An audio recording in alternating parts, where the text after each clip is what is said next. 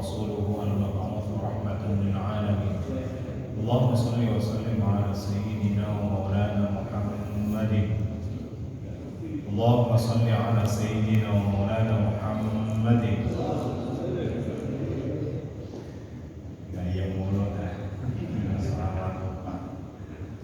اللهم صل على سيدنا ومولانا محمد وعلى آله وأصحابه وأهل بيته وقرابته ومن دعا بدعوته واستنى بسنته إلى يوم لقاء ربه أما بعد.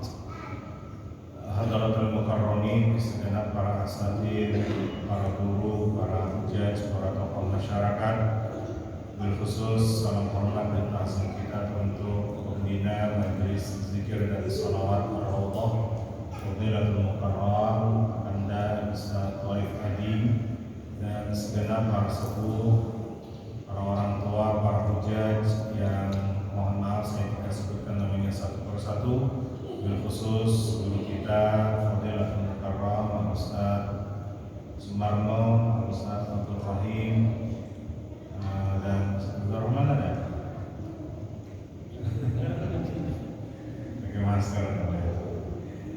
Mudah-mudahan guru-guru kita semuanya senantiasa dalam keadaan sehat walafiat sehingga dapat membimbing kita semuanya, dan jamaah Majelis Zikir dan Shalawat Ar-Raudhah yang malam hari ini kita bersyukur diberikan kesempatan oleh Allah untuk membuktikan wujud syukur nikmat kita melalui ta'lim, tadzkir, tahmid, yang mudah-mudahan itu semuanya yang kita baca, kita niatkan senantiasa diterima oleh Allah Subhanahu wa taala dengan penerimaan terbaik dan menjadi amalan-amalan terbaik pula saat kita menghadap Allah Subhanahu wa taala.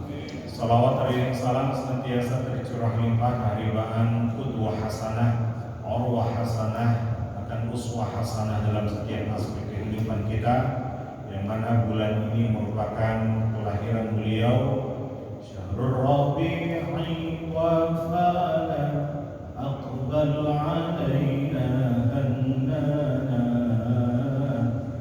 bihi atana Rasulullah bid-dini haqqan atana. Mudah-mudahan roh beliau walaupun jasadnya terkubur senantiasa hadir di tengah-tengah kita sehingga mengenal roh yang ada dalam jasad kita dan diakui senantiasa menjadi umatnya beliau. Salawat itu juga senantiasa tersampaikan kepada keluarganya, sahabat-sahabatnya, para tabi'in wa tabi'in tabi'in, yang mudah-mudahan salawat yang senantiasa kita ucapkan ini akan menjadi bentuk syafaat bagi kita kelak di yaumil qiyamah.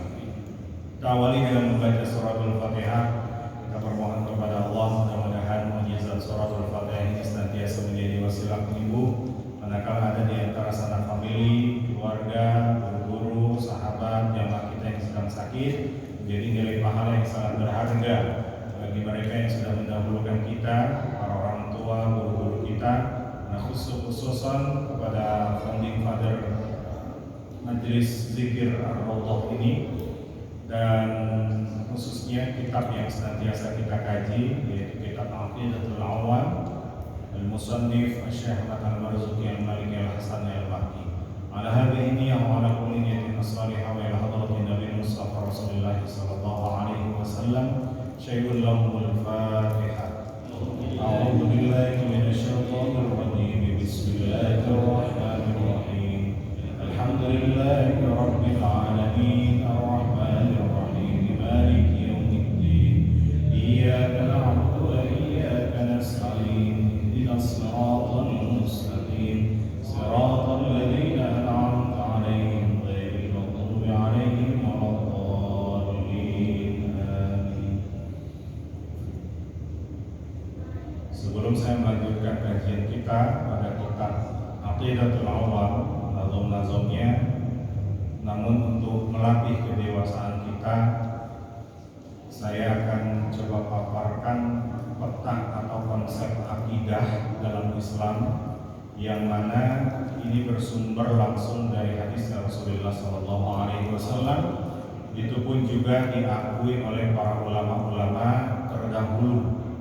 Ya, kalau di zaman Rasulullah itu beliau mengajarkan kepada sahabatnya dengan penguatan iman atau taqwiyatul iman, kemudian lanjut pada estafet generasi sahabat ke tabi'in itu taqwiyatul ulum, transformasi keilmuan, maka sepantasnya zaman kita ini tinggal nikmati.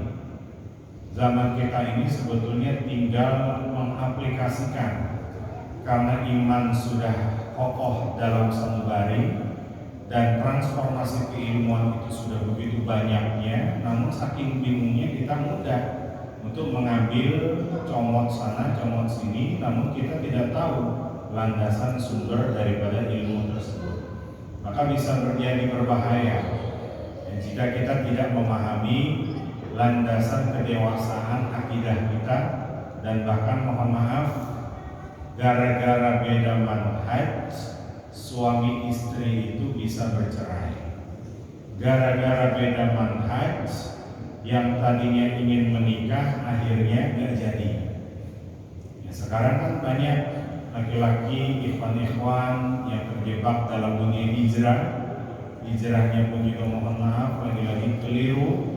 Akhirnya mendapatkan calon pendamping hidupnya, dia tanya dulu sekarang, ya, manhajnya apa? Kalau tidak sama manhajnya dengan kami, maka tidak jadi. Padahal kalau kita cari beberapa dalil dalam hadis, Rasulullah tidak pernah mengajarkan, apalagi dalam fikih, kata sepupu itu paling tidak lain adalah lijamaliha, fisiknya, binasabiha, nasabnya, ya, kemudian limaliha, ya, finansialnya, atau yang lebih baik dari itu semuanya tidak lain adalah lidiniha, ya, karena agamanya atau kekuatan agamanya. Nah, cuman sekarang sudah ditambah-tambah oleh siapa? Oleh mereka, dengan tambahan harus sepupu manhajnya. Padahal itu tidak diajarkan oleh Rasulullah Sallallahu Alaihi Wasallam. Ada dalam sebuah keluarga yang mazhabnya Ahlus Sunnah suaminya, tapi sementara istrinya di luar Ahlus Sunnah. Ada lagi yang mazhabnya manhajnya Syafi'i, mazhabnya Syafi'i, tapi istrinya Maliki. Itu perbedaan yang harus disikapi dengan dewasa. Sebab kenapa? Karena ketika kita tidak mengenal dan tidak mengetahui al-kharidah al-aqidah, ya, konsep peta akidah di dunia ini, maka mudah bagi kita untuk tersulut emosinya, bahkan terpancing emosinya. 2 tempat kajian kitab Aqidatul Awam saya itu pun ditutup. Gara-gara apa? Gara-gara beda manhaj kata beliau. Ya, andai mereka mau memahami, andai mereka mau duduk bersama terlebih dahulu. Dulu juga sempat pada tahun 2017 kita minta kepada Majelis Ulama Indonesia Pusat untuk memfasilitasi duduk bersama secara alim ilmiah, kita bahas rentetan sebetulnya titik kesamaan kita itu di mana. Ya, makanya Dr. Yusuf Al-Qaradawi mengambil kesimpulan dari itu semuanya, nata'awanu fima ittafaqna. Kita saling tolong-menolong dari apa yang kita sepakati. Wa natasamu fima ikhtalafna. Dan kita saling toleransi terhadap perbedaan-perbedaan khilafiyah. Nah, sekarang saya tanya Pak, khilafiyah atau perbedaan khilafiyah itu ada di ranah mana kira-kira? Fikih apa akidah? Fikih. Sekarang lebih berbahaya ranah fikih ditarik ke ranah akidah. Beda cuman mazhab, tapi ditarik ke ranah akidah. Ini yang lebih berbahaya. Makanya selalu kita sampaikan, jangan sampai nanti kedewasaan itu semakin surut sehingga umat Islam ini sebagaimana prediksi Rasulullah, bagaikan buih di lautan banyak, tapi centang renang, ya, tapi hanya terhembus angin ke sana ngikut, hembus angin ke sini ngikut, dan dia tidak punya landasan gambaran semuanya. Maka penting yang pertama kita kenali tidak lain adalah al-kharidatul aqidah. Jadi peta akidah di dunia ini sebetulnya landasannya apa?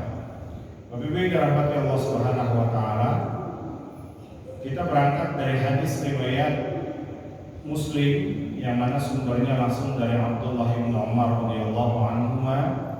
Beliau meriwayatkan, kalau kita cari dalam Sahih Muslim itu terdapat di nomor 1 babnya tentang iman. Tapi kalau Bapak cari di kitab Al-Arba'in An-Nawawi itu letaknya di nomor 2. Dan hadis ini sering saya sampaikan karena hadis ini merupakan model dalam pembelajaran. Kalau Rasulullah SAW itu pernah dihadiri oleh sosok pemuda, yang mana pemuda itu adalah sosok malaikat Jibril yang menyamar. Nah, maka pada saat itu sahabat-sahabat yang melihat sosok pemuda tersebut terkesima. Yang terkesimanya apa? Pertama kali, pakaiannya itu tidak ada sedikit pun kusutnya. Nah, ini berarti ada metode pembelajaran atau enggak ada adab dalam menuntut ilmu. Kalau Bapak memang tujuannya untuk ke majelis ilmu, maka konsekuensinya jangan pernah mampir terlebih dahulu. Sebab itu menjadi penyakit ketika dia hadir dalam majelis ilmu. Kalau memang time jam 8, maka dia sudah ada terlebih dahulu.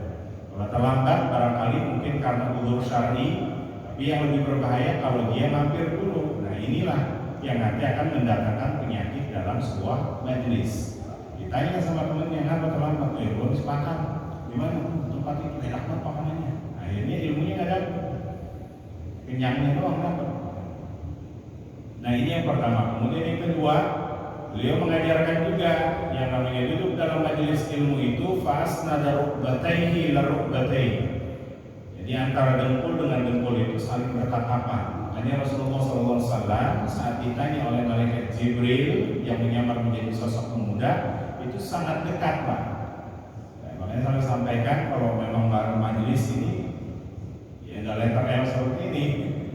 Karena kita nyari nyamannya saja, ya, nyari bagaimana biar nyaman itu bisa diterima ilmu tersebut. Ya, justru makin mendekat. Coba perhatikan, kalau liko atau enggak taklim para masyayikh yang ada di Suriah, yang ada di Azhar, itu enggak pernah model-model seperti ini, tapi saling berdekatan.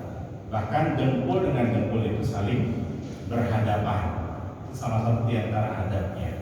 Kenapa seperti itu? Karena ini menjadi poin penting biar tidak ada yang terganggu dalam proses pembelajaran. Ya, sebab kalau dia duduk di depan, nggak mungkin dia berani main handphone. Ketika dia duduk di depan, bisa langsung ditaruh. Nggak mungkin dia berani pulas apalagi. Nah, makanya penting itu menjadi adab dalam menuntut ilmu. Tapi kalau Bapak nyamannya seperti ini, ya silakan. Nah, di situ ada 4 pertanyaan yang disampaikan oleh malaikat yang ini menjadi landasan dalam sebuah akidah dan bahkan agama kita. Apa yang ditanyakan oleh malaikat? Tidak lain, pertama kali adalah seputar apa, Pak? Ya Muhammad, akhbirni 'anil Islam. Wahai Muhammad, beritahukan aku apa itu Islam. Jadi kalau kita buat letaknya begini. Landasannya hadis riwayat siapa tadi, Pak? Muslim. Dari siapa? Abdullah ibnu Umar radhiyallahu anhu. Yang pertama kali ditanya tidak lain adalah seputar, ya Muhammad, akhbirni 'anil Islam. Apa itu Islam?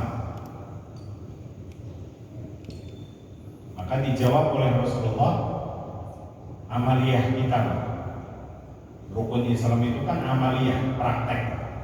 Dari syahadat, sholat, kemudian puasa, zakat, sampai haji. Dari Islam ini nanti akan melahirkan sebuah disiplin ilmu. Kalau yang bahas tentang sholat, bahas tentang zakat, itu biasanya disiplin ilmu apa? Bapak belum lancar sholatnya, Bapak belum mau berangkat haji besok, baru hanya sebatas manasik haji, tapi pengen menguasai ilmu manasik hajinya, maka ilmu manasik haji itu dinamakan dengan ilmu fikih. Nanti dari Islam ini akan melahirkan sebuah disiplin ilmu, namanya apa? Ilmu fikih. Dari fikih ini, dulu di zaman Nabi itu jangan dikira sahabat-sahabat itu nggak punya mazhab. Mereka punya mazhab, cuma karena mereka kelebihannya hidup di zaman Nabi bisa bertanya langsung sama Nabi. Nabi ketika ditanya apakah beliau punya legalitas untuk mengeluarkan fatwa, saya tanya Bapak, punya legalitas nggak Nabi untuk mengeluarkan fatwa? Enggak. Lalu Nabi nunggu apa itu terkait masalah fatwa? Nunggu ayatnya langsung dari Allah Subhanahu wa Ta'ala. Nabi nggak punya legalitas buat mengeluarkan fatwa. Makanya tatkala putri beliau bernama Zainab itu menikah dengan orang di luar Islam atau orang kafir, ya, Nabi mengizinkan. Nanti ini menjadi alasan orang-orang di luar Islam. Buktinya Nabi menikahi putrinya kepada orang kafir. Kenapa? Sekarang ini nggak dibolehkan. Karena Nabi pada saat itu belum dapat ayat terkait hal demikian, terkait masalah halal, haram, segala macam. Maka Nabi biarkan menikah. Tapi kalau Nabi hijrah ke Madinah, Zainab minta kepada suaminya, mau nggak kita hijrah ikut orang tua? Apa kata beliau? Saya tidak mau hijrah, justru saya akan memerangi ayahandamu. Karena musuhnya Rasulullah ternyata ini mantunya. Akhirnya apa kata Rasulullah? Taat sama suami. Itu satu Pak. Maka beliau ikut suami. Tapi ketika nanti sudah turun ayat, maka baru disitulah apa kata beliau? Boleh kalau berbeda keyakinan maka ditinggalkan atau dengan cara dan ceraikan beliau. Karena cinta banget sama Zainab, maka konsekuensinya bagaimana? Diperangi dulu ayahandanya sampai terjadi perang yang namanya perang Badar. Beliau menjadi tawanan Rasulullah SAW. Ibarat kata mantu jadi tawanan mertuanya. Nah itu dikumpulin semuanya. Tiba-tiba ada yang menebus beliau. Syarat tebusnya itu dengan beberapa harta. Maka syarat tebus tersebut akhirnya kalung istrinya Khadijatul Kubra kemudian diberikan kepada siapa? Zainab. Tebus suamimu yang kemudian nanti serahkan kepada ayahanda. Ketika dilihat ini kalung istrinya, bagaimana Pak? Menangis nanti. Lalu kata sahabat-sahabat yang lain, ya Rasulullah, jika memang mau dikembalikan olehmu, biar kami yang menebusnya. Apa kata Rasulullah? Wahai bendahara, di situ kan ada Baitul Mal, masukkan ini ke Baitul Mal. Jadi dia menepotisme itu, sosok pimpinan yang luar biasa. Dan nanti melahirkan ilmu fikih. Sahabat-sahabat pada saat itu punya mazhabnya masing-masing, tapi tidak terlalu ditonjolkan. Sebab kenapa? Karena langsung Rasulullah. Nah nanti di zaman tabi'in muncul berapa mazhab kira-kira Pak? Ada berapa mazhab di zaman tabi'in? Yang kita kenal itu udah terfilter sama Allah sebetulnya. Udah jadi sunnatullah itu. Tadinya ratusan mazhab, ya akhirnya menjadi 4 mazhab. Ini yang disepakati, ya, dari Hanafi, Maliki, Syafi'i sampai pada Imam Ahmad bin Hanbal. Nah dari Islam ini nanti juga akan melahirkan yang namanya bukan disiplin ilmu fikih aja, tapi disiplin ilmu apa? Hadis. Mazhab hadis itu banyak banget ulama-ulama hadis. Makanya nanti terfilter itu. Tinggal berapa perawi yang masyhur, cuma 10. Baik dari Imam Al-Bukhari, kemudian juga punya murid namanya Imam Muslim. Imam Muslim kemudian muridnya daripada Imam Bukhari juga namanya Imam Tirmidzi. Kemudian ada lagi Imam Abu Dawud. Imam Abu Dawud itu siapa? Beliau sezaman dengan Imam Al-Bukhari. Sama-sama ngambil jalur riwayat hadisnya kepada siapa? Ini 4 mazhab. Imam Bukhari murid daripada Imam Ahmad bin Hanbal. Jadi semua rentetannya itu nyambung sebetulnya. Ya. Islam ketika ditanya. Yang kedua, ya Muhammad akhbirni 'anil iman. Wahai Muhammad, beritahukan aku apa itu iman. Yang 6 beliau jawab. Nah dari sini nanti akan melahirkan apa Pak? Disiplin ilmu yang kita bahas malam ini. Akidah atau yang lagi populer sekarang namanya adalah tauhid gitu ya. Akidah atau tauhid. Dari sini nanti akan melahirkan sebuah frase kata dinamakan dengan manhaj. Ya, makanya kalau ngajar di Australia itu pasti ditanya dulu manhaj ustadznya apa. Jadi kalau ditanya manhaj itu berarti ustadznya itu akidahnya apa. Nah nanti dari akidah ini prediksi Nabi sataftariqu ummati ila salasah wa sab'ina firqatan 73. Ada kelompoknya nih. Tapi nanti yang terfilter itu cuma satu. Yang satu ini dinamakan dengan al-firqah an-najiyah. Apa itu al-firqah an-najiyah? Yaitu kelompok yang selamat. Nanti ngerucut lagi siapa yang kelompok selamat itu, landasannya nanti hadis Nabi. Nah makanya nanti di sini di ranah fikih Pak, orang hanya belajar hadis tapi nggak belajar fikih itu nggak boleh ngeluarin fatwa. Atau sebaliknya orang belajar fikih tapi nggak menguasai hadis itu pun juga tidak boleh mengeluarkan fatwa. Sebab kenapa? Karena dia adalah kombinasi disiplin keilmuan yang memang harus bersumber langsung nanti ya dari beberapa disiplin ilmu. Nah nanti masuk ke mana-mana, yaitu ilmu qiraat. Makanya orang yang menguasai fikih, orang yang menguasai hadis, mustahil dia tidak menguasai ilmu qiraat. Ya, makanya syarat mendasar pertama itu adalah ilmu qiraat. Cuma kadang kita suka niru-niru ilmu qiraat siapa? Imam-imam di Masjidil Haram kan? Padahal Pak Sahabatul Rahim ini kalau beliau bersanad, alhamdulillah ikuti bacaan beliau. Itu yang penting karena nanti nyambung ke Rasulullah SAW. Kau ngikutin nyetel Syekh Abdul Rahman As-Sudais, Syekh Maher Al-Maikli. Karena orang Indonesia kan suka kejebak di situ, demamnya di situ Pak. Bagaimana caranya, ternyata tidak menggunakan apa itu ilmu qiraat yang bersanad. Maka penting bagi orang hadis, bagi orang fikih, dia landasan utamanya adalah qiraat terlebih dahulu. Ya, 4 imam mazhab itu menguasai ilmu qiraat, 4 mazhab itu menguasai ilmu hadis juga. Makanya mereka berani mengeluarkan fatwa. Tiba-tiba nanti di zaman baru, ya, tahun 99 yang mana beliau wafat, sebutin dan misalkan saya Al-Albani. Syekh Al-Albani itu kan bukan praktisi pendidikan. Beliau itu hanya penjaga perpustakaan yang kemudian memang rajin baca kitab-kitab di situ, terutama kitab-kitab hadis sampai ratusan yang beliau hafal.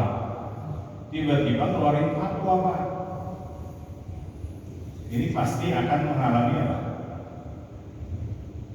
Kalau nggak belajar fikih, hanya belajar hadis, kira-kira mengeluarkan fatwa bisa diterima nggak fatwanya? Nggak bakalan bisa. Faham ma'alaihi qawla ala sunnah, maka dia tidak boleh berbicara masalah fatwa kalau hanya belajar hadis saja. Maka landasan hukumnya adalah kepada ini tadi fikih. Nah, dulu beliau mengeluarkan fatwa yang geger sempat para ulama-ulama Saudi itu. Apa fatwa beliau? Haram hukumnya sholat di dalamnya terdapat pemakaman atau kuburan. Maka beliau fatwanya adalah keluarin pemakaman Rasul dulu yang ada di Masjid Nabawi, baru boleh digunakan Masjid Nabawi. Geger Saudi itu. Hadza bahisul hadis. Dan para ulama-ulama Saudi ini orang bahis hadis, bukan muhaddis. Beda ya. Kalau muhaddis itu tahu riwayat-riwayatnya, nanti kemudian dicari lagi. Ya kira-kira sikohnya, kekuatan hafalan perawi itu. Kalau bahisul hadis kayak kita ngaji hadis, baca, hafalin, kemudian kita terapin, gitu Pak. Ya, kayak contoh misalkan pakaian di atas mata kaki kan ujungnya apa? Di neraka. Jadi kita pahami itu doang. Padahal kita nggak tahu asbabul wurud dari hadis itu kenapa Nabi mengucapkan hal demikian. Itu nggak ditelaah lagi oleh beliau. Ini yang lebih berbahaya makanya. Ya. Nah, kata Nabi dari 73 ini terfilter cuma satu. Yang seperti apa? Rujukannya kata Nabi begini. Saya pernah selalu menyampaikan taraktu fikum amrayn ma in tamassaktum bihima lan tadillu abada. Aku tinggalkan dua pusaka yang kalau kalian berpegang teguh kepada dua pusaka tersebut tidak akan sesat selama-lamanya. Apa itu? Al-Quran, Sunnah gitu ya. Jangan hadis. Quran, Sunnah. Sekarang lagi booming nih, ya istilah-istilah gitu. Kembali ke Quran Sunnah, kembali ke Quran Sunnah. Akhirnya Islamnya terbengkalai, fikihnya terbengkalai, hadisnya terbengkalai. Dia nggak tahu kaidah Al-Quran Sunnah itu seperti apa. Ini sekarang lagi booming. Ya, ikhwan-ikhwan kita, anak-anak kita yang lagi mau hijrah, kemudian mindsetnya dibuat itu, kita kembali ke Quran Sunnah, kembali ke Quran Sunnah. Akhirnya ulama-ulama pendapatnya ditepis sama mereka. Nah, Al-Quran Sunnah tadi, ketika kita kaji kembali, Pak, Masya Allah, ternyata ini hadisnya, kedudukannya, derajatnya adalah dhaif. Kau tinggalkan dua pusaka yang kalau kalian berpegang teguh pada dua pusaka tersebut tidak akan sesat. Quran dan Sunnah itu hadisnya dhaif ternyata. Imam Ad-Dailami yang meriwayatkan. Lalu yang sahihnya ambil dari riwayat Imam Tirmidzi. Apa kata Nabi? Taraktu fikum thaqalain. Aku tinggalkan dua beban atau dua pusaka kepada kalian. Nah, itamassaktum bihi lan tadillu abadan. Jika kalian berpegang teguh kepada dua pusaka itu, maka tidak akan sesat. Yang pertama apa? Kitab Allah, redaksinya. Kitab Allah. Kemudian yang kedua? Yang kedua? Kan ahli bait Rasulullah sallallahu alaihi wasallam. Jadi berpegang teguh kepada kitab Allah dan keturunan Rasulullah. Kita kaji lagi hadisnya, ternyata itu hadis yang sahih, Pak. Sekarang saya tanya, ada nggak orang yang nggak yakin kalau Nabi itu masih punya keturunan, masih punya keluarga, ahli bait? Ada nggak? Atau jangan-jangan ada di majelis ini? Jadi selama ini kita pikir nggak yakin terhadap keturunan Nabi, ya percuma, Pak. Bahkan dalam riwayat, doa kita itu tidak akan diterima oleh Allah Subhanahu wa Ta'ala jika tidak ditutup dengan sholawat. Makanya kalimatnya apa? Innallaha wa malaikatahu yusholluna 'alan nabi ya ayyuhalladzina amanu shallu 'alaihi wa sallimu taslima.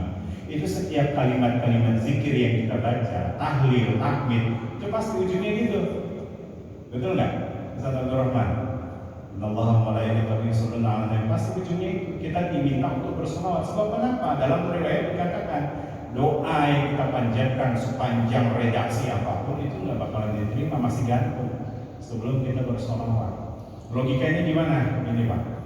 Allah itu menciptakan makhluk jin dan manusia hanya untuk beribadah. Dari sekian banyak manusia yang berkualitas ibadahnya siapa? Nabi. Makanya kata Allah, sholawat dulu sama orang yang paling berkualitas yang memberi contoh dalam ibadah. Baru Allah terima di sini. Itu logikanya, ya. Jadi di sini kitab Allah wa ahli bait Rasulullah sallallahu alaihi wasallam. Bahkan kalau kita kaji lagi nih, Pak, yang nanti alaikum bisunnati wa sunnatil khulafa'ir rasyidin al-mahdiyyin, harus berpegang teguh kepada sunnah-sunnahnya khulafa'ir rasyidin, karena Nabi tahu memprediksi dirinya nggak bakalan hidup kekal. Maka kalian ikut bagaimana khulafa'ir rasyidin, sahabat-sahabat beliau. Nanti juga akan ketemu lagi al-mahdiyyin, Imam Mahdi. Imam Mahdi itu siapa? Ternyata min dzurriyyati Rasulullah sallallahu alaihi wasallam, dari keturunan Rasulullah sallallahu alaihi wasallam. Nah, sekarang saya tanya, ada nggak yang nggak yakin keturunan Nabi atau enggak Nabi masih punya keturunan? Ya, Kata beliau apa? Nabi itu keturunannya terputus, sudah selesai. Gak mungkin seorang wanita itu menjadi apa Pak? Landasan nasab kuat. Gak bisa kata beliau. Padahal dalam Al-Quran sudah jelas Nabi itu keturunannya disucikan, bisa lewat jalur seorang wanita, bisa lewat dari jalur seorang laki. Nah, pada jalur ini tidak lain adalah kepada putri beliau Sayyidah Fatimah Az-Zahra, itu yang masih disucikan oleh Allah Subhanahu wa taala. Makanya hati-hati. Orang yang tidak ikut Imam Mahdi berarti logikanya bagaimana? Nanti kan akhir zaman ada Imam Mahdi, ada Dajjal. Yang gak percaya sama Imam Mahdi berarti ikut Dajjal. Yang ketiga, akhbirni anil ihsan. Ya Muhammad, beritahu aku tentang ihsan. Ihsan ini nanti akan melahirkan disiplin ilmu apa? Tasawuf. Ada nggak orang yang anti tasawuf? Banyak, jangan dikira enggak. Bahkan setiap ada kajian, ada juga pengurus masjid yang request jangan bahas-bahas ini ya. Kita tinggal jawabin lagi besok. Kalau memang nggak boleh bahas ini, nggak usah undang. Ini tasawuf. Yang kedua adalah tazkiyatun nafs. Sebab kenapa? Ini pentingnya Pak. Kalau kita belajar fikih itu pasti ada perbedaan-perbedaan. Belajar akidah itu pasti ada perdebatan-perdebatan. Tapi nanti kalau udah masuk ranah tasawuf tazkiyatun nafs, apa kata Imam Ghazali? Wa fawqa kulli dzi ilmin alim. Di atasnya orang alim masih ada yang lebih alim. Untuk apa sebetulnya? Untuk menyatukan perbedaan itu bukan untuk ditikaikan, untuk menjadi pertikaian, tapi untuk apa? Untuk menjadi sebuah kekuatan. Sekali lagi, perbedaan itu bukan menjadi sumber pertikaian, tapi menjadi sumber kekuatan. Ya, NU Muhammadiyah itu berbeda, tapi menjadi sumber kekuatan. Ini landasannya tasawuf tazkiyatun nafs. Ada orang yang tidak mau tasawuf. Apa itu zikir-zikir yang tadi kita baca sebelum bacaan Maulid? Ratib, hadad. Bahkan kata Syekh Abdul Muhammad bagi saya, Syekh Abdul Qadir Jawas, ya saya sebut aja lah namanya. Apa kata beliau? Yang baca-baca begitu, katanya tarekat-tarekat begitu zindik. Yang tadi kita baca itu berarti zindik Pak. Zindik itu apa? Sesat. Berarti kita dianggap sesat. Kalau logika terbaliknya, mereka nyusun yang namanya zikir sobar, zikir petang, itu bukan dari landasan mereka sendiri. Gak ada landasan hadis, landasan Al-Qurannya. Mereka kemudian ngumpulin zikir-zikirnya, yang namanya zikir pagi, zikir petang.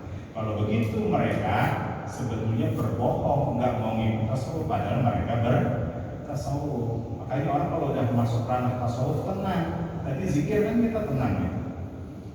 Nah, yang keempat ini ternyata, masya Allah, ini kadang kita suka tidak mengalami Pak, dan bahkan kita kadang suka meninggalkan pemahaman yang keempat ini. Ketika Nabi ditanya, ya Muhammad, akhbirni matas sa'ah. Wahai Muhammad, apa itu sa'ah? Sa'ah itu jam. Dalam jam itu ada jarum, ada angka. Masih global sifatnya. Berarti di sini Nabi Muhammad ditanya, ya Muhammad, kapan terjadi kiamat? Makanya menunjuk diksinya sa'ah. Bukan ya Muhammad, matal kiamat, kapan terjadi kiamat? Enggak.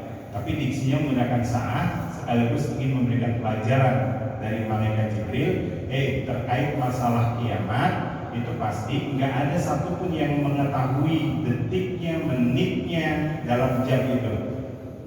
Apalagi nanti diprediksikan 21/12/2021. Siap-siap Pak. Yang dulu 12/12/2012 sudah kita lewati. Nah makanya nanti dalam kiamat ini akan melahirkan disiplin ilmu apa? Disiplin ilmu khilafah. Berapa banyak kan kajian-kajian akhir zaman pasti korelasinya tentang khilafah. Sudah saatnya kita mendirikan negara Islam. Sudah saatnya sekarang kita sedang membangun sebuah syariat. Betul nggak? Tapi dia lupa bahwasanya Nabi nggak pernah berpesan kepada sahabatnya Abu Bakar, nanti kalau saya wafat, jangan lupa negaranya adalah konsepnya khilafah.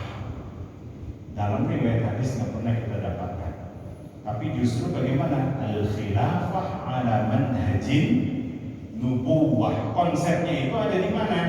Ada di Quran surat 24 ayat 55. Wa'adallahu alladhina amanu wa 'amilus shalihati la yastakhlifannakum fil ardi kama istakhlafal ladzina, dan seterusnya. Jadi yang namanya konsep khilafah itu syaratnya kata Allah, iman dulu kuatin sama perbanyak amal soleh. Jangan tiba-tiba ujuk-ujuk pengen minta konsep khilafah. Nah, dari sahabat Abu Bakar, sahabat Umar, kira-kira ada request nggak? Nanti khilafah ya negaranya. Kata Nabi persilakan, mau demokrasi, mau parlementer, mau monarki, tapi jangan lupa apa itu Pak? Prinsip-prinsip Islam tetap disampaikan. Makanya saya berpesan, sebentar lagi kan DKI 2022. Cara berpolitik itu tidak ada dalam pandangan Islam, tidak ada dalam pandangan agama. Tapi prinsip-prinsip berpolitik itu diajarkan oleh agama. Saya ulangi, cara berpolitik, cara pandang berpolitik itu tidak ada dalam agama. Tapi prinsip-prinsip berpolitik itu ada dalam agama. Opini berpolitik jangan dikhutbahkan, jangan didakwahkan. Tapi prinsip berpolitik sampaikan, khutbahkan dan dakwahkan. Jadi benar tidak? Opini politik wajar, dia mau pilih A, mau pilih B. Ya dulu politik di zaman Ali bin Abi Thalib dengan Sayyidah Aisyah radhiyallahu anha itu biasa, sampai terjadi perang Jamal, perang Unta, itu kan beda politik doang. Tapi apakah ada di antara Sayyidina Ali atau Ummul Mukminin Aisyah radhiyallahu anha, Ali kafir, ada begitu? Enggak, perbedaan politik biasa. Tapi nanti prinsip berpolitik ini didakwahkan. Kalau opini berpolitik ya jangan didakwahkan. Sebab kenapa? Udah lelah, umat ini udah capek dengar janji-janji doang. Itu ya Pak. Nah itu salah satu di antaranya. Maka al-khariqah al-aqidah ini menjadi poin penting sehingga kita nanti mengenal titik kedewasaan Ahlus Sunnah itu terletak pada apa? Tadi ranahnya adalah di tasawuf, ranahnya adalah di tazkiyatun nafs. Wa fawqa kulli dzi ilmin alim. Nah dari sini nanti belajar lagi sejarahnya. Kalau muncul perbedaan itu kapan? Di zaman abad ketiga itu kita mengenal yang namanya Imam At-Tahawi. Imam At-Tahawi itu membangun prinsip-prinsip akidah Ahlus Sunnah. Imam Tahawi itu di Mesir.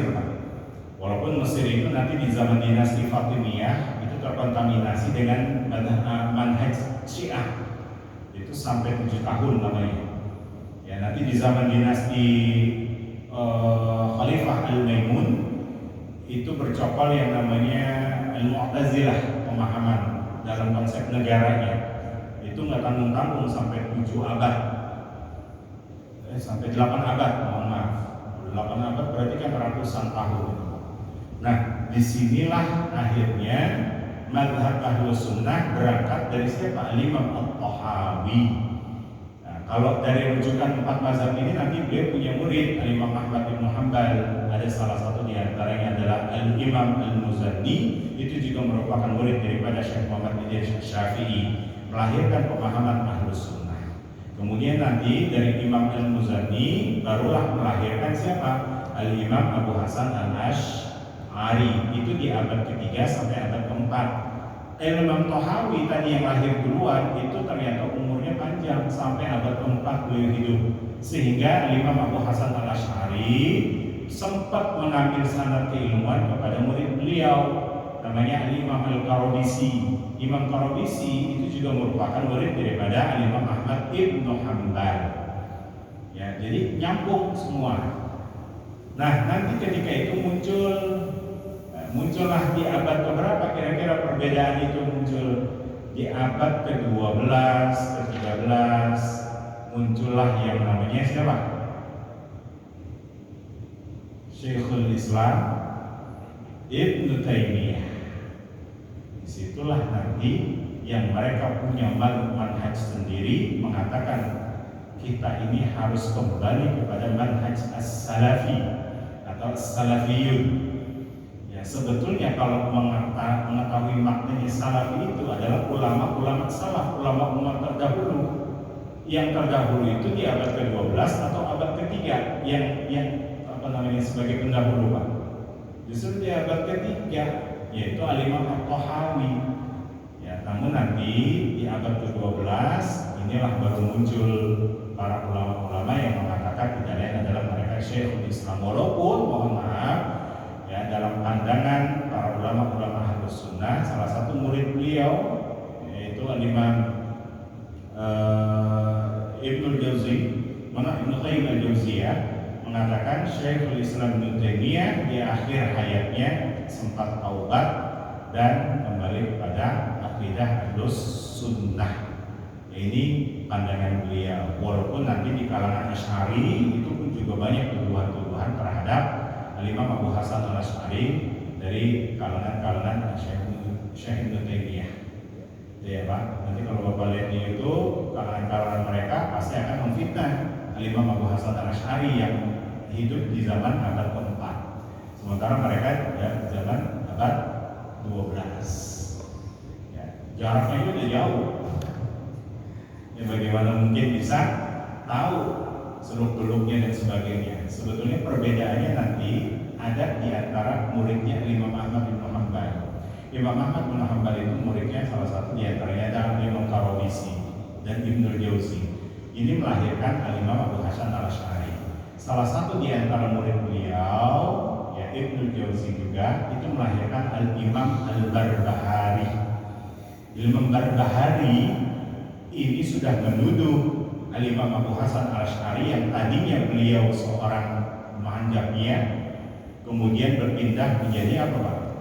Mu'tazilah, karena beliau menikah, ayah tirinya adalah pembesar Mu'tazilah, si Ali Al-Jubai, yang kemudian akhirnya beliau berpindah lagi ke mazhab manhaj Ahlus Sunnah wal Jamaah. Namun dituduh oleh Imam Al-Barbahari beliau itu adalah masuk ke ranah as-salafi. Ya, di situ muncul nanti fitnah-fitnah. Nah, makanya kita harus menyikapinya secara dewasa. Yang terpenting tadi jangan sampai ranah fikih itu ditarik ke ranah akidah. Itu sangat-sangat berbahaya. Kenapa muncul seperti itu? Karena mereka merasa pendekar tauhid. Ya, seakan-akan ini berangkat dari Al-Quran Sunnah. Di luar daripada itu, maka mereka akan bentur-benturkan. Nah, kedua, saya tanya lagi, Saudi itu merdeka tahun berapa Pak? Karena ini kan basisnya di mana? Di Saudi kan? Merdeka tahun berapa Saudi? 1924, hampir 100 tahun ya. 1924 bagaimana caranya untuk membombardir? Karena dulu di Saudi itu ada dua Bani Hashim dengan Bani Saud. Bani Hashim itu keturunan Nabi masih hidup di situ. Pertanyaannya sebelum 1924 Mekah Madinah itu menganut mazhab atau manhaj apa Pak? Sebelum adanya Al-Wahabi. Sebab Wahabi itu adalah framing atau enggak cikal bakal dari Inggris. Bagaimana caranya dia bisa mengusir keturunan Nabi di situ? Maka dia buat sebuah aliran baru namanya Al-Imam Ahmad Wahab. Ini dikenal dengan Al-Wahabi itu tahun 1924. Apalagi itu yang baru banget. Ya, makanya kita harus tahu sejarah itu sehingga jangan sampai terjebak dengan pemahaman-pemahaman tadi, apalagi nanti masuk ranah apa itu Pak? Tauhid uluhiyah, tauhid rububiyah. Ya, enggak salah, sebab kenapa? Karena Imam Tahawi itu juga memahami ada tauhid uluhiyah, ada tauhid rububiyah. Tapi pemahaman beliau itu berbeda dengan pemahamannya Syekh Ibnu Taimiyah. Sehingga nanti dari dua tauhid itu muncul yang satu, dinamakan trilogi tauhid dalam mazhab as-Salafi atau mazhabnya al-Wahabi. Barangkali ini yang bisa kita ketahui, yang pastinya sebelum nanti masuk apa pembahasan dalam kitab Aqidatul Awam. Sebab nanti biar nggak kaget kalau masuk ranah wujud, tidak, bako. Sebab saya yakin dalam diri kita ini masih ada kerikil-kerikil memahami tauhid uluhiyah, tauhid rububiyah, gitu ya Pak. Saya yakin pasti ada tauhid asma wa sifat. Sehingga nanti ketika masuk nazom yang wujud tidak bako, oh ini perbedaannya. Kita baru bisa mengenalnya. Barangkali itu Bapak sekalian dirahmati Allah Subhanahu wa taala yang bisa saya sampaikan. Jika ada yang mau ditanyakan,